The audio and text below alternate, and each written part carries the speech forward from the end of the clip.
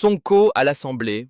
Pourquoi le Conseil constitutionnel est obligé de trancher? La haute juridiction s'est toujours déclarée incompétente sur le fonctionnement interne du Parlement. Mais l'expert parlementaire Alioune Souaré, interrogé par les Échos, pense que cette fois pourrait être différente.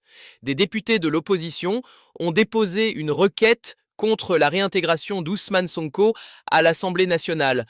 Selon Alioune Souaré, si les requérants fondent leur recours sur l'article 54 de la Constitution, comme annoncé, le Conseil constitutionnel aura l'obligation de se prononcer. Il rappelle que cette juridiction proclame les résultats des législatives.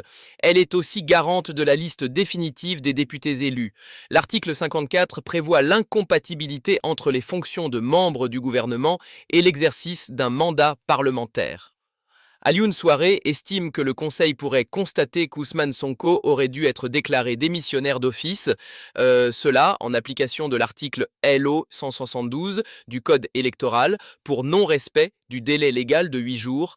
Il considère que l'invocation de l'article 54 oblige le Conseil constitutionnel à se prononcer. L'ancien parlementaire rejette aussi l'argument de la demande de suspension du mandat déposée par Ousmane Sonko lors de l'installation de la 15e législature. Selon lui, cette démarche est nulle et non avenue. Elle reposait sur l'ancien règlement intérieur qui ne prévoyait pas les modalités d'une telle suspension. Les dispositions introduites plus tard ne peuvent avoir d'effet rétroactif. Enfin, Alioune Souaré souligne que si le Conseil constitutionnel retire son mandat à Ousmane Sonko, il reviendra au président de la République de saisir l'Assemblée nationale.